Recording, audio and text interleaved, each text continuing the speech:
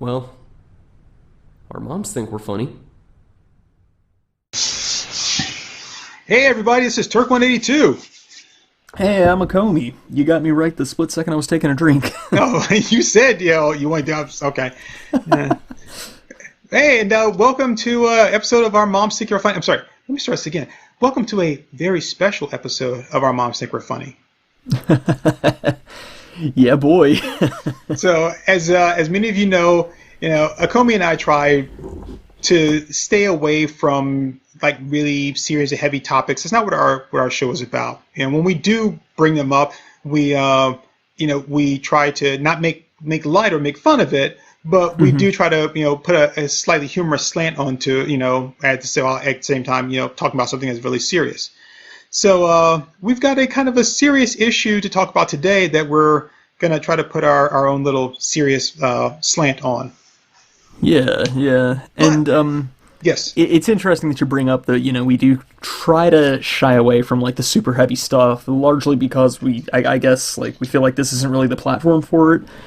I think that's fair to say, but I think it's been kind of understood between the two of us that, there's certain things going on in the world today, and, the world is kind of falling apart, that we just kind of understood. It's like, we might not want to, talk about this too much on the podcast, but then I sent you this headline, and not 15 seconds after I sent it to you that you responded with, "We have our topic for Saturday." It's like, all right. But so, as everyone knows, or if you listen to the podcast, know that generally when we're not doing a remote recording, Akomi and I kind of warm ourselves up beforehand, and then we'll have like a background like movie or something playing, just because it's just just something that we do to kind of I don't know. It's actually I think just become a tradition now more than anything. But I think it's like doodling in class. It just helps us focus. Yeah. But with us being, recording remotely for right now, it's kind of difficult to do that. It's not the same vibe. But we still have to try to get, kind of get ourselves ready to podcast and get our energy level up. So before we get into our serious, heavy topic, we are going to take a moment to get ourselves prepared, get into that humorous mindset. And to do this, I have sent Akomi a very special link to a YouTube video, and we're going to do our first, I guess it's probably our first outside of our Let's Watches, our first audio reaction, or I guess like video reaction audio, right? Yes? I guess so, yeah. Okay. Akomi reacts. Yes, Akomi reacts. And this is what he's going to be watching is the trailer for a movie that I'd actually told him once before about. I was going, we got to do a Let's Watch of this. And I sent you the link, but you didn't look at it. And I sent the first link I sent you was the Shout Factory trailer for when they did their special collector's edition for the Blu-ray. The one I've sent you this time is a different one. It's the trailer that I saw when I looked at it on TV, on cable. So, okay. And the movie that you're going to be taking a look at is one called The Phantom of Paradise. And this is a cult classic movie, so some people are listening and be like, oh, I know that. So when you are ready, Comey, go ahead and push that button. All right, I'm going to click the link here, and I've got my laptop headphones on here, so hopefully it won't pick up on the mic, but I'm clicking now. YouTube is opening. Let's see what we got. Okay, we have Elton John stepping out into a harem. Oh, that's not Elton John. It looks a lot like Elton John to me. Yeah, it's supposed to look like Elton John. Now, okay. Okay, now we got this nice split screen explosion. What's this? It's a Power Ranger.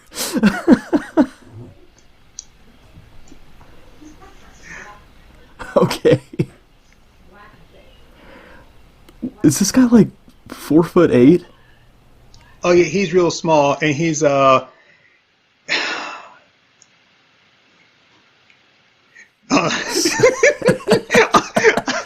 watching at the same time you are, so I can see what you're reacting to. You gotta. Just as he stamps his signature. We gotta start doing it at the cons. You got ATM and that light bright torso of yours. So, oh God, it's B. Arthur. Shady Pines, ma. so the little guy is like a, big time like a songwriter. He's won like an Academy Award or two, and the songs for this movie were nominated for an Academy Award, by the way. Okay. This movie that looks like the Warriors meet Rocky Horror Picture Show. Yes, exactly. So we got this guy singing opera, but he's painted up like Kiss. Wow. Hey, that's the intro we were planning for the Zombie Punk comic.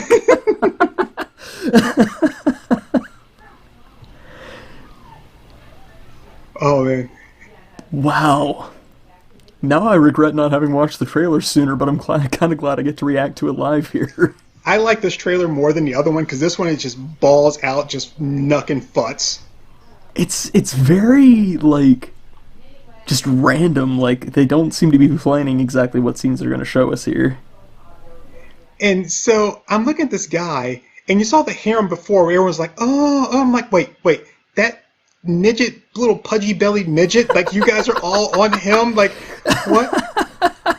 And the plot of the movie says that 20 years ago, he sold his soul to the devil for eternal youth and fame. And I'm like, eternal youth? That's what fucking eternal youth looks like?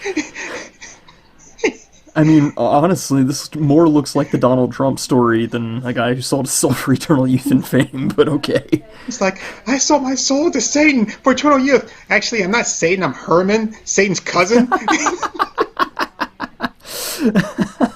Wow, that was a freaky trip, my man. Oh, so now, is it just me, or does that look like the biggest load of shit you have ever seen? It looks pretty bad. Okay, so, I mean, again, I'm going to ask, does that not look like the biggest load of... I mean, it looks like it's just rife for just making fun of. Yes? Oh, yeah. Okay. Yeah, absolutely. I think this is going to be one of our better Let's Watches. So, I'm certainly looking forward to it. Okay, so now I'm going to drop a bomb on you like a Gap Band. Okay. Not only is that a cult classic, and like I said, the songs apparently were nominated for an Academy Award, the soundtrack nominated for the Academy Award, that was written and directed by Brian De Palma. Wow. We're Okay. We're talking about the Scarface Brian De Palma. We're talking about Wow. like the Untouchables Brian De Palma. I mean, the guy that did Blowout. I'm like, what? Are you fucking kidding me? That? When I saw the trailer, I did not know that was a Brian De Palma film, and I'm like, you gotta be fucking kidding. And here's the thing, because I was talking to somebody about this earlier, is that if you watch that Spielberg documentary that was on HBO, and it talks about De Palma and Scorsese and Coppola and Lucas and Spielberg all being friends back in the 70s, and I think Tobe Hooper was like there too, and they all hung out together, and it which is just wild. Just that I talked about this before, just all of them being there, and the difference in like their styles and stuff, all being friends, is just wild to me. Yeah. Yeah, no, that's fantastic. But when he was first shown Star Wars, after Lucas had done Star Wars and he was shown to him, De Palma was like, what the fuck is this? He was like, this movie is just garbage. which I just got the biggest kick out of, because apparently it really hurt George's feelings. And I'm like, okay, I thought that was funny, but then I'm like, wait a minute. The guy that made the Phantom of Paradise has no right to criticize Star Wars. Right. Right. It's like, at that point, it's like, excuse you. I'm like, wow. I'm like, Brian, like that. I was like, oh my God, you got to be freaking kidding me, man. Really? Wow. And I was But, I mean, the first Star Wars is one of the best ones, though. I mean, I think Empire's better than A New Hope, but still. Isn't that the one where all those maintenance men died? Uh, maintenance men. You mean when they blew up the Death Star? Yeah. That was that was Return of the Jedi. Oh, that's right. Because That's the Death right. Star was still under construction. Right. Yeah. So, yeah. 'Cause, Although there would be maintenance staff on the completed Death Star too. yeah. Someone's got to fix that damn trash compactor. Yeah. By the way, Yeah, they had to have cleaning staff and shit. yeah. By the way, how do you get some kind of weird ass alien creature in your trash compactor on your big floating space moon and not know about it? I can see if like it was in your house and you're like, hey, where'd this thing come from? And it's like, oh well, apparently it burrowed its way in or came up, through this. But on your big floating space moon, so Yeah, I think they were just common pests back in the day, you know? so did Like, somebody? Margaret, we got a slunch in the garbage chute again.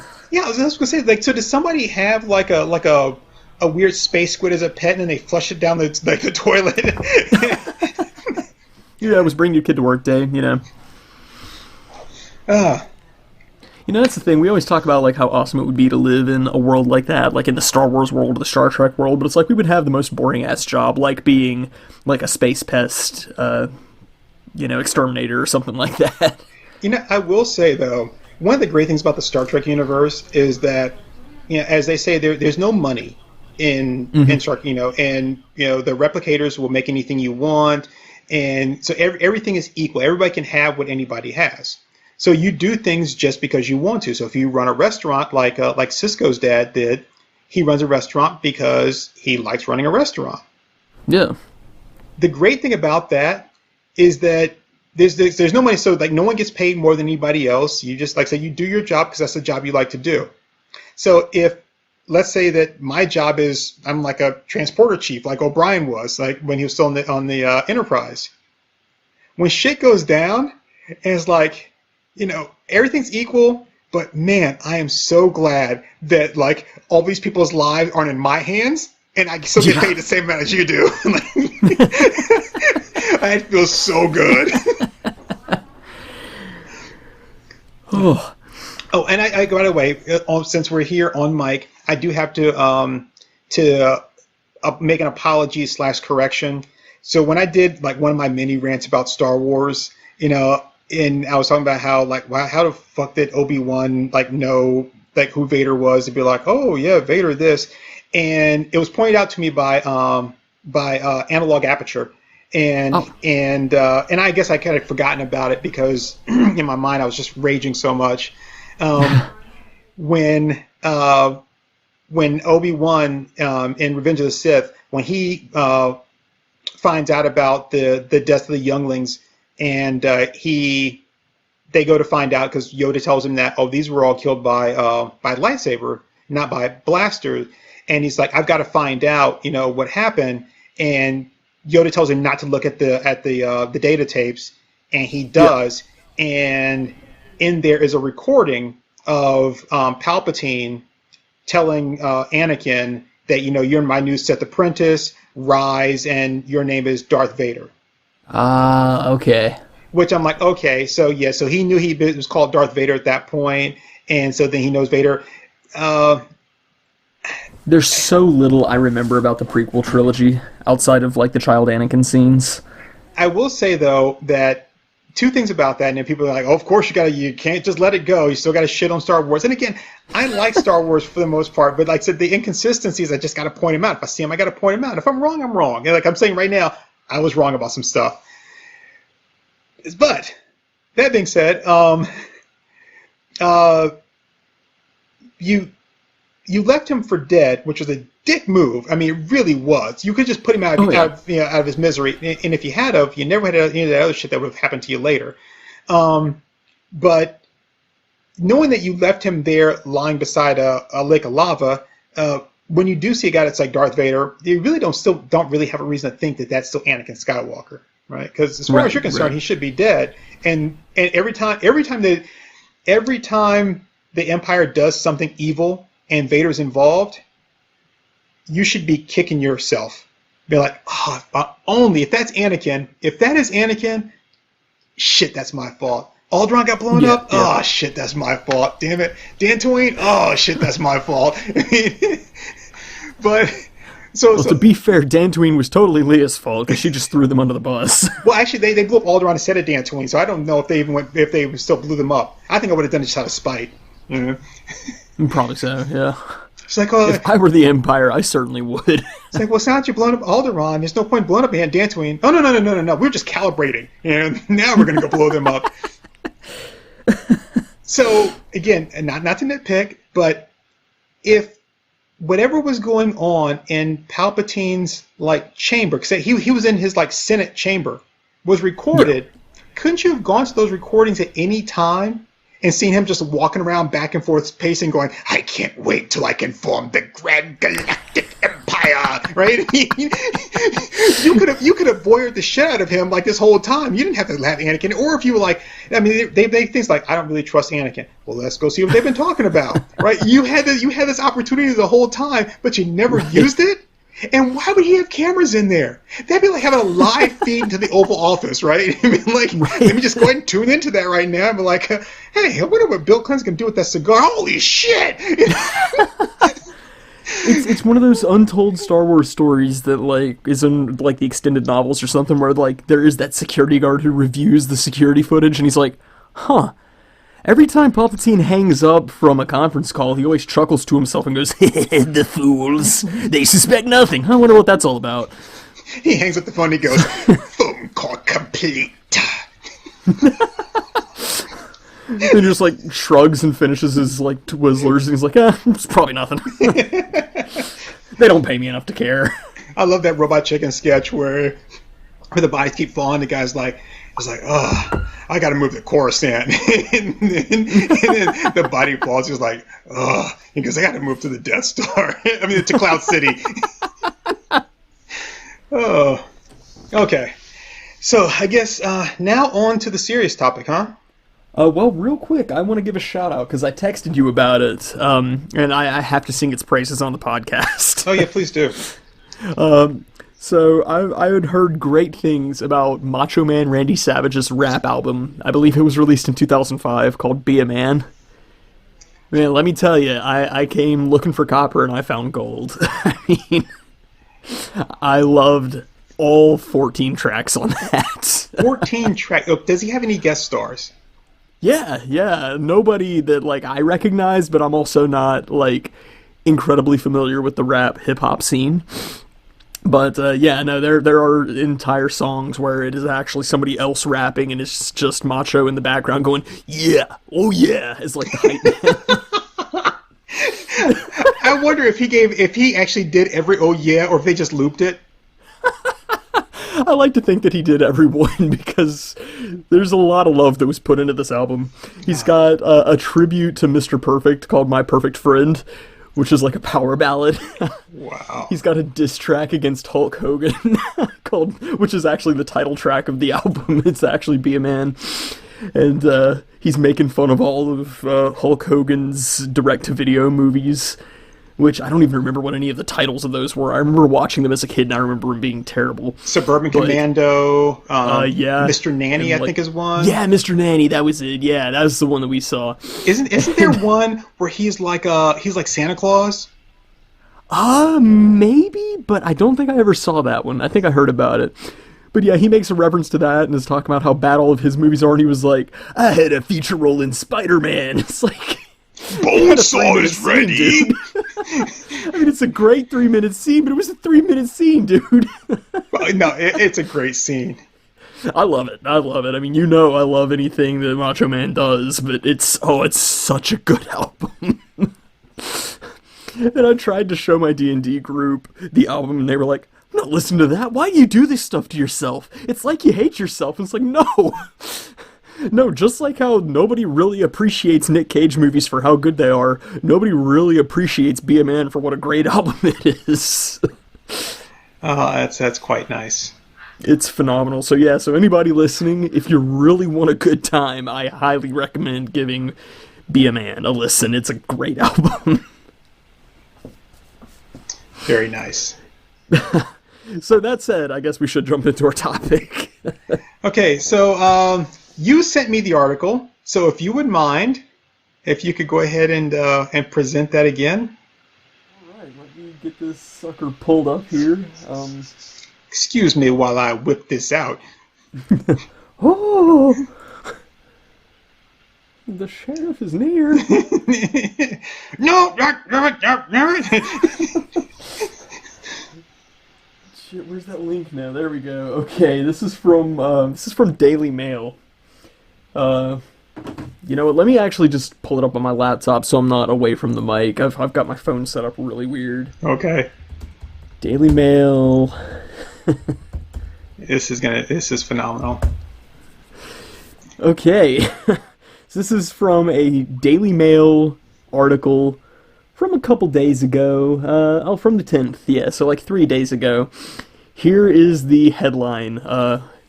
Influencers are slammed for posing in blackface in a horribly misguided effort to show solidarity with the Black Lives Matter movement. That is quite special. So you said that to me, and I read the headline, and my immediate reaction was, wait, what the fuck? Yeah, yeah. So you and I think had a conversation once, and we were talking about, people, like when you are dressing up for a Halloween or a special event or cosplaying or something like that, how if you want to cosplay as someone, let's say in this case we're talking about black person, so as a black person, just putting on a costume isn't enough. So let's say that I wanted to be Harvey Dent from, huh? Harvey Dent, sorry. Oh, what the fuck? I'm sorry, I've thrown back like 2 rum and cokes before we started recording, so... I didn't realize it was going to be that kind of recording, or else I would have had one too. It's always that kind of recording with me if I can help it.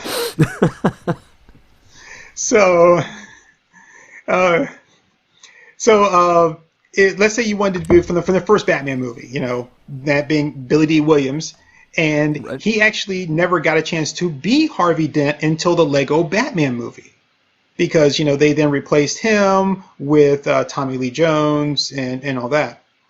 So if I'm a white guy and I decide I'm going to be Two-Face, but I want to be that particular Two-Face, unless I do something with the unscarred side of my face, I'm either Aaron Eckhart or I'm Tommy Lee Jones. Right. Those are my only 2 options. Or what's his name? Crap! I can't believe I'm drawing a blank on his name now. Mull. It was the guy that played Bull in Night Court, who does the voice of Harvey Dent in the Batman animated series. Yeah. So He's a good actor. I like him. Yeah. So those are yeah, he is. I'm sorry, he is a good actor. His role in the movie House is good. But that's it. So the only way I can say I want to be this particular one, for whatever your reasons are, if you're putting on a costume, I'm okay with that if you are portraying a particular person. You know, but this is not that. Right. And I know some people are like, well, you should never do that. I'm like, yeah, I guess you should never do it, but it happens all the time. I mean, so let's take, for example, here, Eddie Murphy in Coming to America, where he plays a Jewish guy.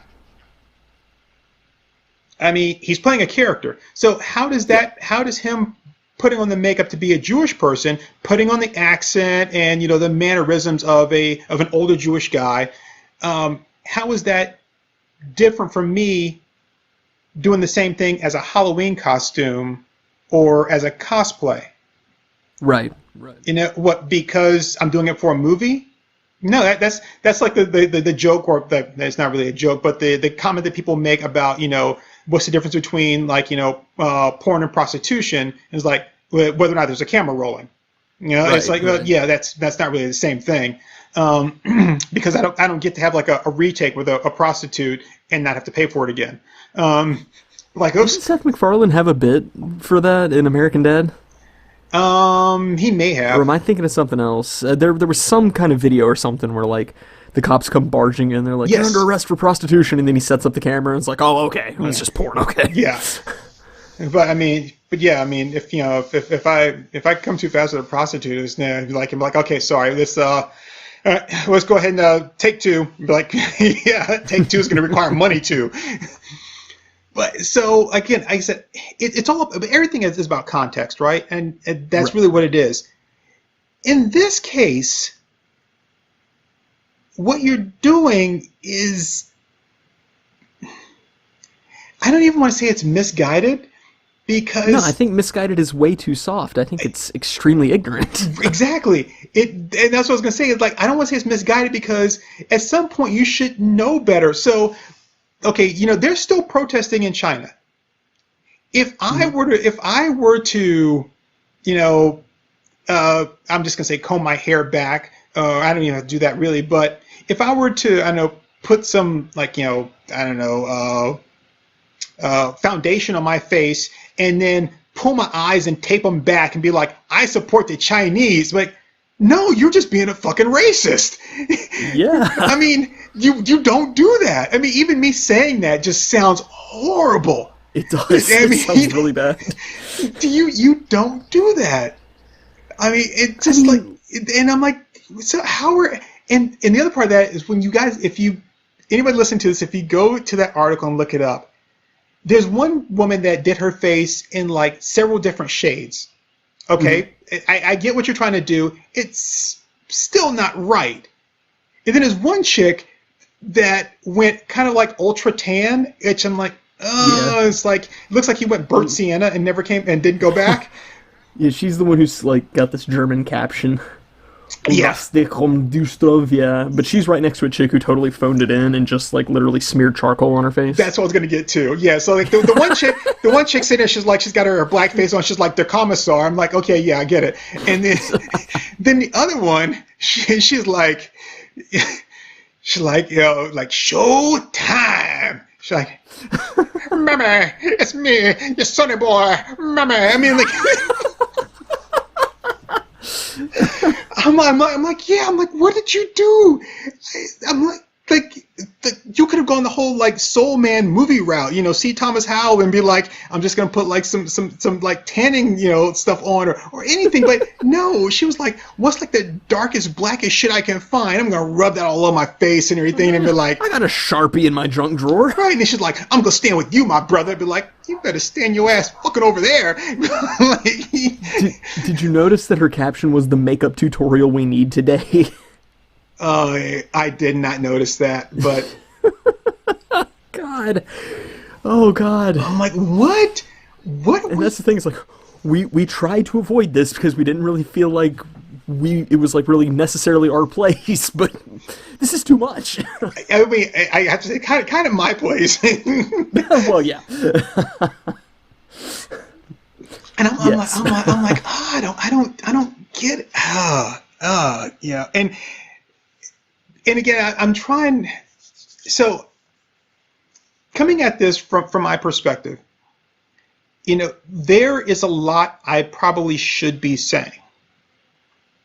And I'm not saying things because I'm not trying to, I don't want to alienate my listener or our listeners or anything like that, right? Because it's I don't want to say like it's all about, you got to stand up for what for what's right and all this kind of stuff, but because you do, it's like, and this is what I feel and all that kind of stuff.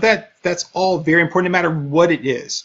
And of course, some people are going to be a little bit more, and they have a difference of opinion as for like what's right and what's wrong, but if we can just stick to the basic tenets of things being, treating people, with respect and like people. And like you and I have always said throughout the entire podcast, even when we've done things like, all of our Jason Go Swimming stuff, we said, I don't care who you are, what you do, where you came from, whatever. If you're an asshole, you're an asshole. But I'm at least going to try to get to know you first before I'm going to call you an asshole. Right. And if you can hate somebody all you want, there's a lot of people I hate, but hate them because they're because you've gotten to know them, we're like, oh yeah, this person's a piece of shit. I hate them, and not just because we're like, yeah, I'm gonna. Hey, because I mean, honestly, really, I mean, can you hate a person or like a whole group of people just because of their race or sexual orientation or religion? That's a lot of hate. I mean, that's a lot. I mean, I can't hate millions of people. I just can't. I don't have that kind of energy to hate that many people. You know, it's just like, oh my God. It was like, and like, that's so much. That's too heavy, man. I can't love that many people. I sure as hell can't hate that many people. I mean, the thing for me is that it makes it this, like, it makes it such a broad thing that it's like you're implying that you're omniscient. It's like, oh, well, I know everything there is to know about this specific group. It's like, well, do you really? Because, you know, I'm a white dude and I don't know everything about white people. It's like, you can't know everything there is to know to make a passing judgment on the entire group of anything. It's just not, it's not possible. And I mean, and I prefer that nobody hates me. And I know people dislike me. I don't like that. Well, I should say I don't like it. Sometimes I don't mind because I'm like, I don't give a shit about you. I'm glad you don't like me. But for the most part, I don't want people to dislike me. They don't necessarily have to have them like me, but I prefer they don't dislike me, and I prefer they don't hate me. But I understand that some people do. And I'm okay with that as long as it's for the right reasons. If you're like, hey, you were a dick to me once, or, you know, I don't like, it's like, you know, I got a Spanish-English dictionary, I didn't like what you said, right? Okay, fine, hate me for that. Yeah, that deserve it, you know, but... I mean, YouTube definitely hates us. Yeah, for YouTube. Let's Watches. So. Yeah, YouTube hates us. But I mean, don't hate me because I wear, like, Nikes instead of Reeboks, but, like, well, that's not a reason to hate somebody. I mean, come on, really? You shop at Ross. I do shop at Ross. That's a good reason to hate somebody. Ross is the shit. It's no Marshalls. I shop at Ross. I'm just saying, Ross is no Marshalls, okay? Well, that's fair. Yeah. Nah. I mean, I go more for Target anyway. But I should probably be speaking out a lot more about different things, and you know, in that. But I'm not gonna say like it's not that. It's not worth it for me, or I don't want to. It's just, this is not the avenue for that. That's not what our podcast is about. Exactly. Yeah. That's been my take on it. Is that, you know, we are a comedy podcast at the end of the day. So that, you know, that's what we try to go to, and so that's why I'm just kind of making a statement here that we're not taking a political stance or anything, and saying, you know, what matters, what doesn't matter, you know. But I think really no matter what the call is, what the hashtag is, you know, what people are upset about, it all just really boils down to, you know, people should be treated like people until such time that person gives you cause not to. Right. And that's really just that's it. But this right here, this is not how you go about. So let's reverse it, and let's say that I was like an Uncle Ruckus or a Clayton Bigsby, and I'm like, you know what? All those people that say that, you know, these people need to know their place, I stand with you, and I put on some white face and be like, yeah, I don't know what all them uppity, you know, like ends are you know, talking about, and they're like. That's not going to win me any people.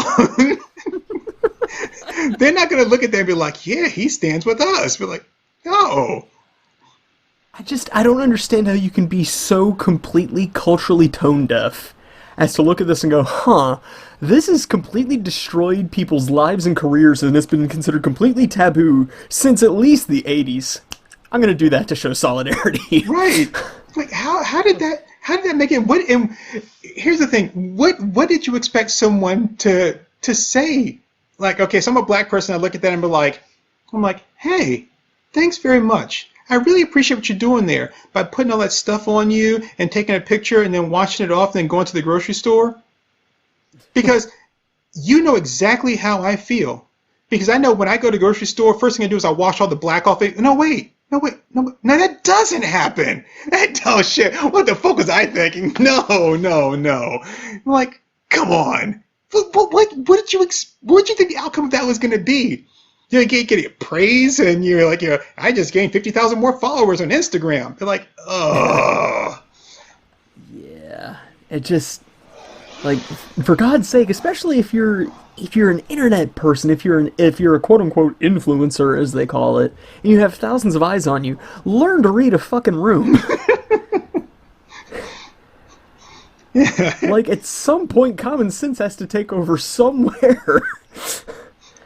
To be like, this is probably not the best time culturally in America for me to do this. Right. And so I just want to say that I support black people in the black cause, and I'm doing this by painting my face black. This brought to you by Maybelline. Like, no, what? No. It's like, let me do the one thing that I've been told not to do for the past 40 years. That'll check right out. Right. Yeah, 'cause I wonder if you put that on and you just walked around town and be like, yeah, it's no, it's cool. Yeah, I'm just showing my solidarity. It's okay. I'm taking it back. Yeah. I'm like, now, that was from Daily Mail. And I looked at it, but I didn't really dig too deep in it because honestly, at that point, I was like, I can't go scuba diving in a puddle, and that's about how deep this is. But this is a mile wide and an inch deep. They all appeared to be foreign, though. Just at a cursory glance, yeah, I haven't read all the captions or anything. Although I am seeing a video of Alabama's governor apologizing over blackface performance at college. So, I don't know what that's about. Yeah, I don't, But yeah, it seems like a lot of Germans. Yeah. And you know what they say about Germans, so... Yeah, I know. Don't you have on your chest a tattoo that says, Die, Bart, die? No, this is German for Die, Bart, die. Oh, no one that speaks German can be a bad guy.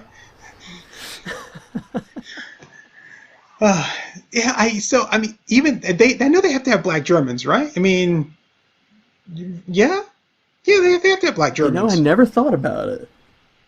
I mean, yeah. So I mean, they've got to know some people. They'd be like, hey, I've seen black Germans before, and I'm just kind of like, what? Again, even though you're foreign, like you said, you got to be able to read a room and just be like, yeah, no. But you brought something interesting though that I do want to mention, which is you said the Alabama governor, what again? Yeah, here we go. Alabama's governor apologizes over blackface performance at college. That's embedded here in this article.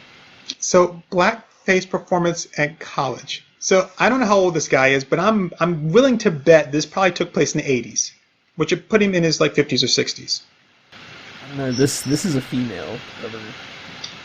Okay, well, still 50s or 60s. Yeah, no, she's certainly an older lady. So yeah. If it was more recent than that, be like, I'm sorry about the blackface performance I put on back in 2012. Be like, whoa. What college you go to? Cave under a rock, university? But what was the performance that you did in college that one, the college was okay with, and two, you were like, oh no, this is fine. They came they just need to get over it. To be fair, it was Alabama in the 50s, so... I just, at what point did you... Did you be like, yeah, no, I think this is fine. It's all in good fun. Be like, yeah. I think we talked about it before, maybe not on the podcast, but there was that Saturday Night Live thing after that one senator had all of his college pictures surface from his Halloween party where he was in blackface.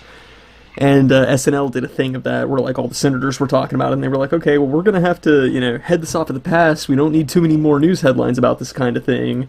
Has anybody else done it? And everybody raises their hands well, yeah, but it was, it was back in the 80s when it was cool and funny. It wasn't bad then. It's no, it was still bad then.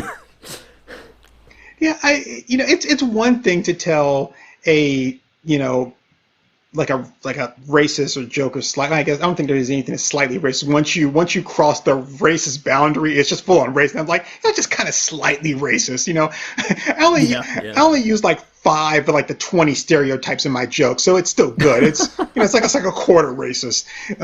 Yeah, I mean that's like saying, oh, she's only slightly pregnant, you know. Right. She's getting there, but Yeah. Like the strip just turned blue, so she's not really fully pregnant just yet. I mean, but so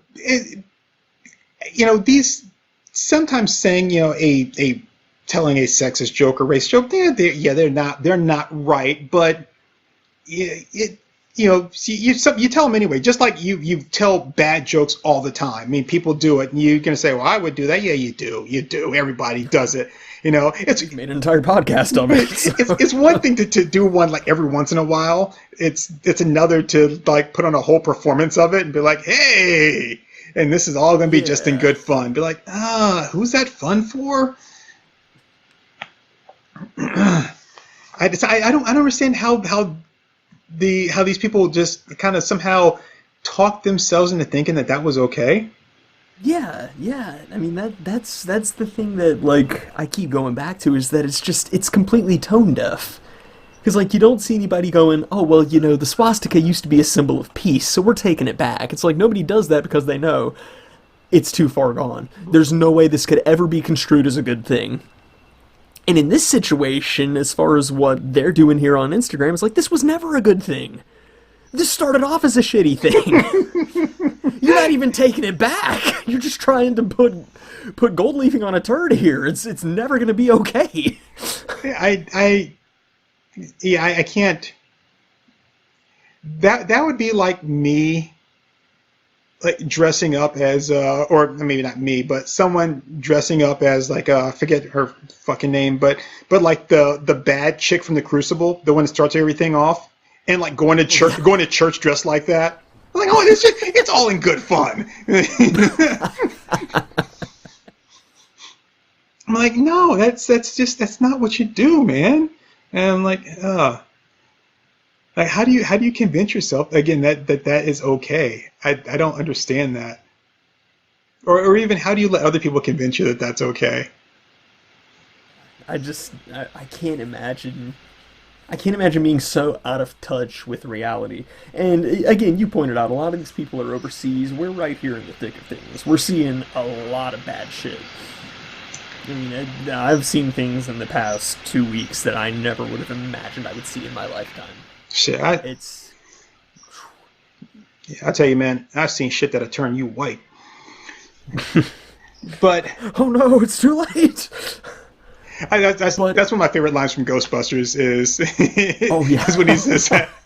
But like I said, I don't really get, like I said, how you could be like, yeah, okay, this makes sense, or yeah, that okay, yeah, this is fine. This is fine.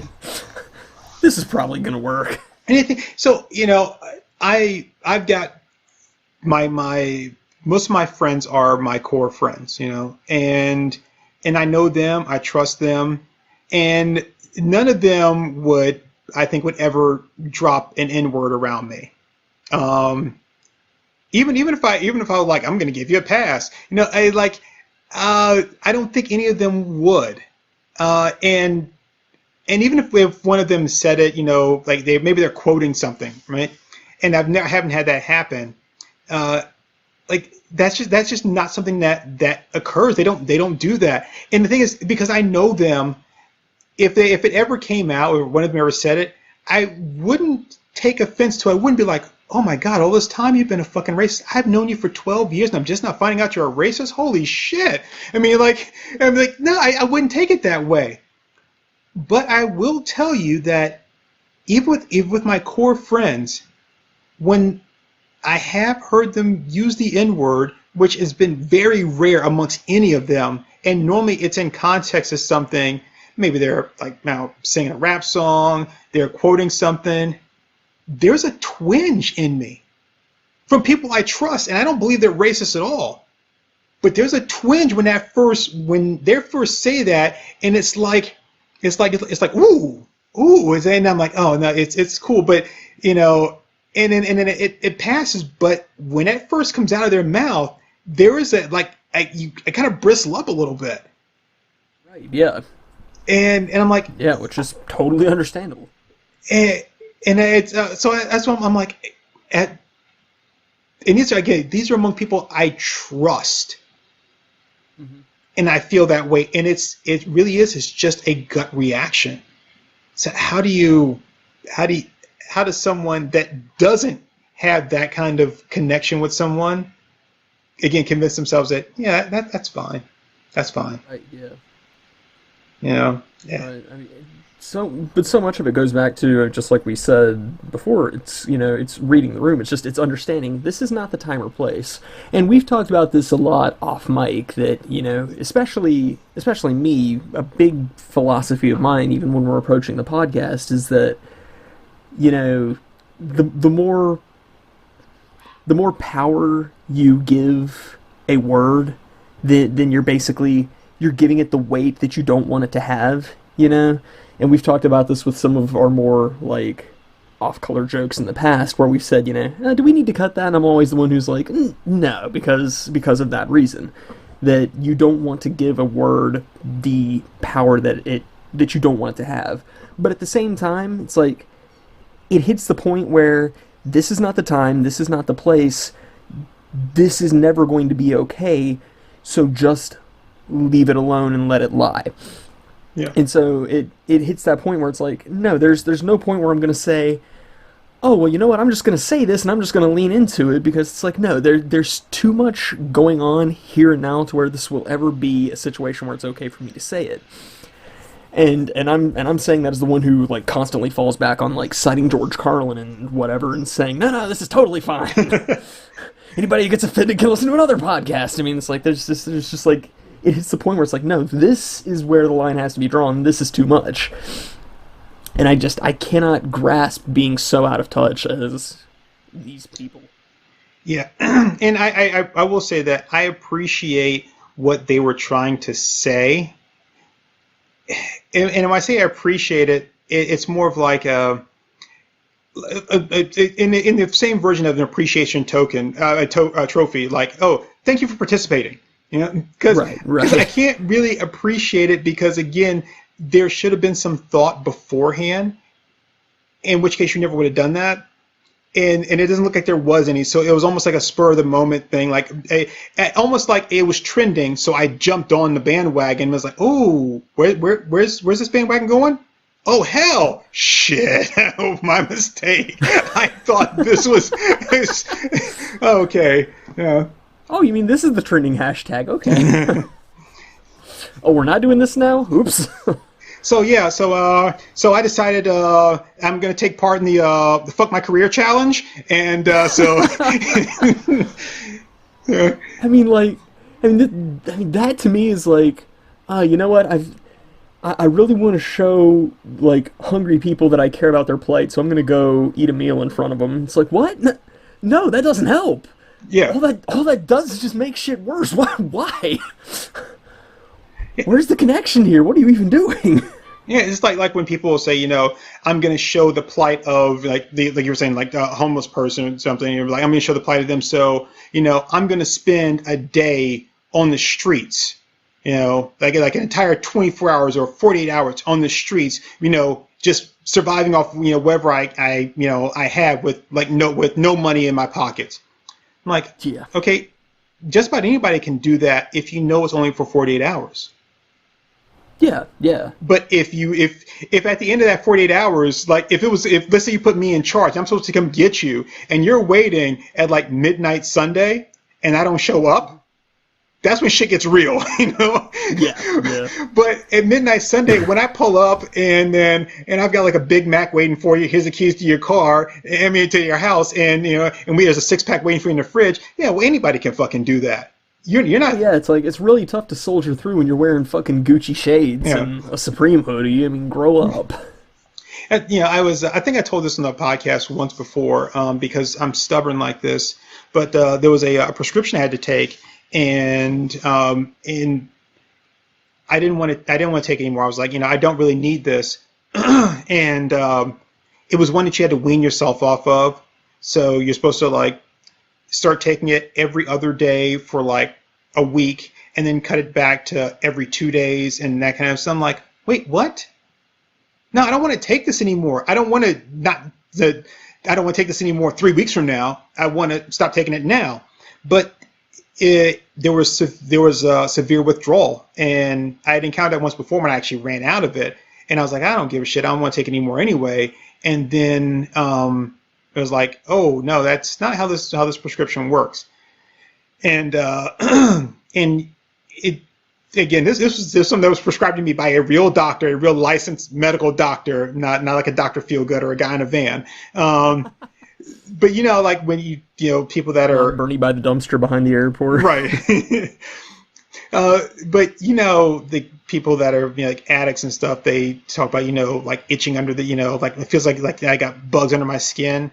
I actually had a situation like that where like I was itching, but it wasn't on the surface of my arm. It was like under that, and you could rub your arm and all you wanted, but you couldn't connect with that itch.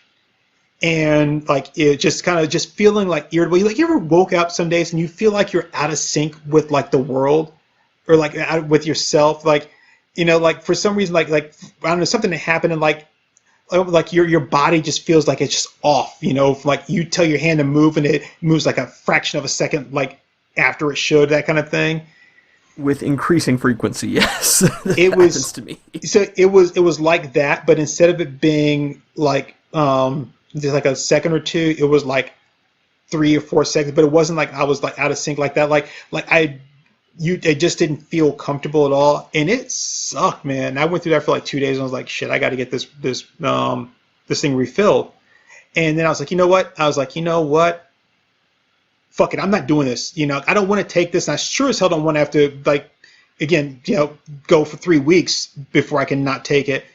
And the thing is, the point I'm trying to make is that I looked at that and I said, these withdrawal symptoms are only going to last for about a week.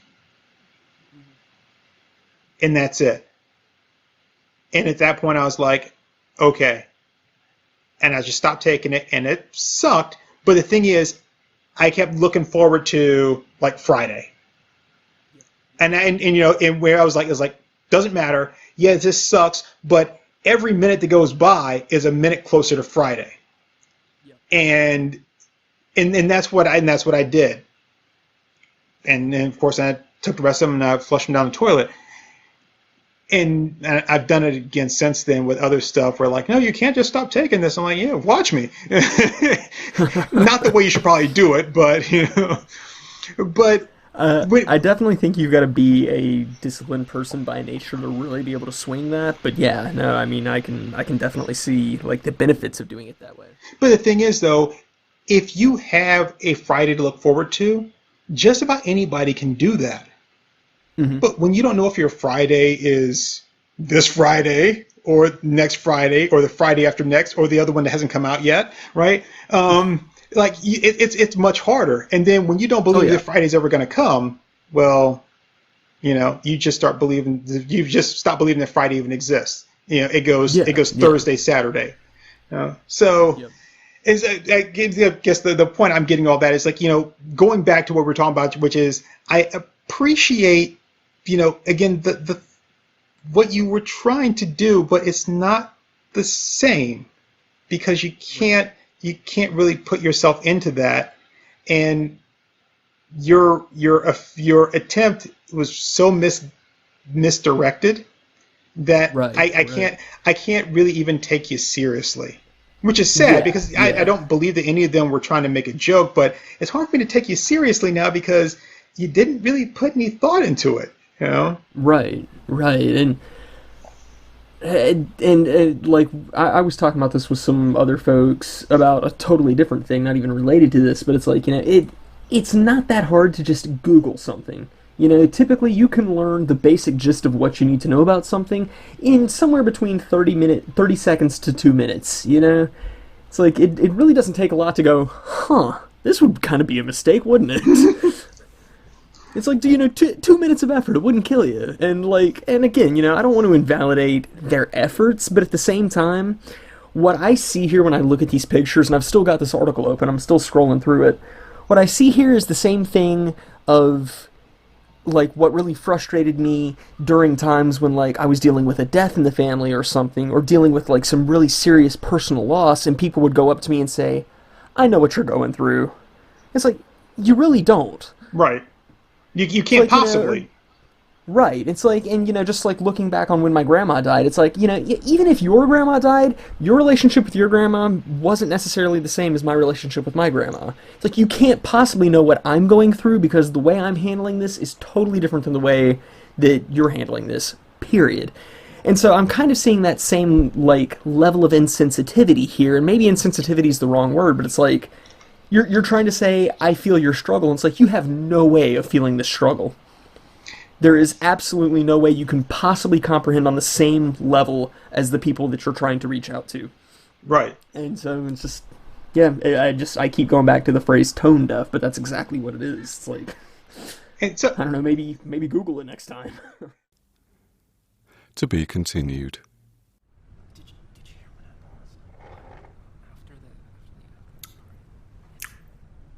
All right there, folks. That was Our Moms Think We're Funny. Let's give them a hand.